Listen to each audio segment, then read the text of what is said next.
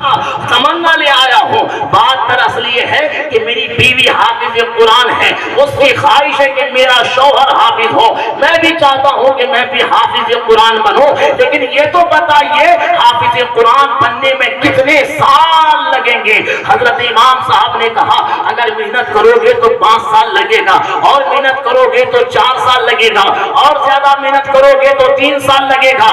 الحمدللہ آپ کا یہ چھوٹا بھائی, آپ کا یہ چھوٹا بیٹا اسی دارالجامعہ رضویہ میں 1 سال میں نہیں بلکہ 9 مہینے میں مکمل حفظ قرآن کیا ہے. محبت سے بولیے سبحان اللہ. حضرات شوہر نے کہا امام صاحب کتنے سال لگیں گے؟ امام صاحب نے کہا محنت کرو گے تو 4 سال لگے گا.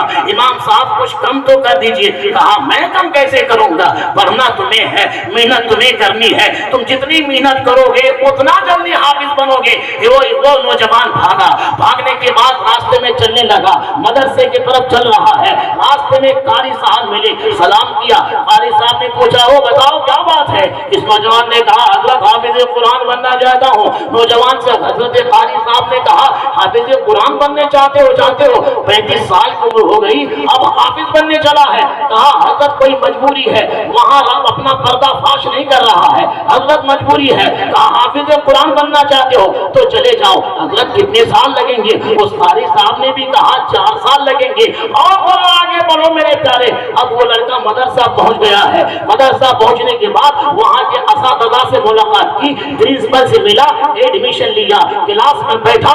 اب قرآن پاک حفظ کر رہا ہے. ایک چھوٹا سا بچہ پوچھ رہا ہے بھیا ہم لوگ یہاں چھوٹے چھوٹے بچے ہیں, آپ 35 سال کے آئے ہو, آپ کیا بننا چاہتے ہو؟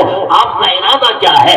آپ کی خواہش کیا ہے؟ آپ فیوچر کے بارے میں کیا سوچ رہے ہو؟ اس 35 سالہ نوجوان نے کہا بچوں دراصل بات یہ ہے کہ میں شادی کر کے آیا ہوں, لیکن آپ کی بھابھی حافظ قرآن ہے, وہ چاہتی ہے کہ میرا شوہر بھی حافظ قرآن ہو. چھوٹے بچے نے کہا بھیا حضرت سے ملے ہو, کیا کہا ہے؟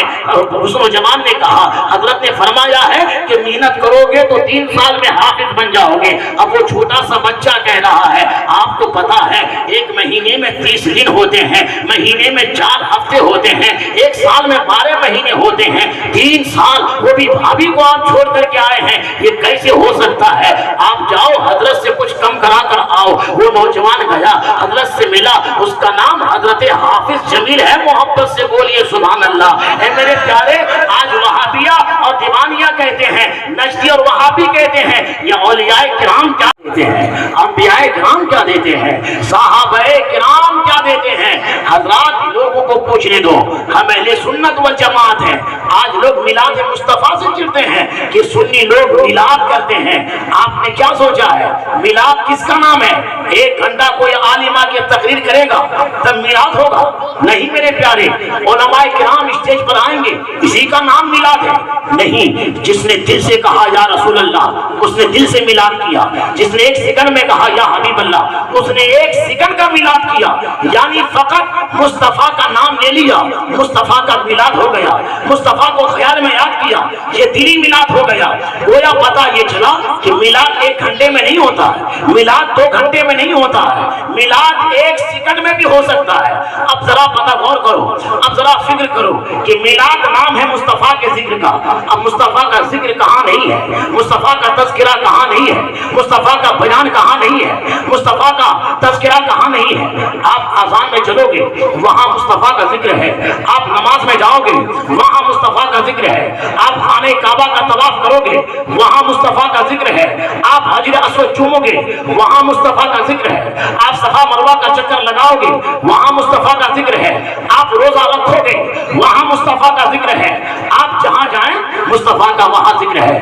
آسمان میں مصطفیٰ کا ذکر ہے, زمین میں مصطفیٰ کا ذکر ہے, شجر و حجر میں مصطفیٰ کا ذکر ہے, برگ و ثمر میں مصطفیٰ کا ذکر ہے, برگ و ثمر میں مصطفیٰ کا ذکر ہے, ہر جگہ مصطفیٰ کا ذکر ہے. پتہ یہ چلا کہ جب مصطفیٰ کا ذکر ہر جگہ ہے تو کوئی انسان ذکر مصطفیٰ سے خالی نہیں ہے. اب جو دل سے مصطفیٰ کا ذکر کرے گا وہ جنت میں جائے گا, جو دل سے مصطفیٰ کا ذکر نہیں کرے گا وہی جہنم میں جائے گا, وہی جہنم میں جائے گا.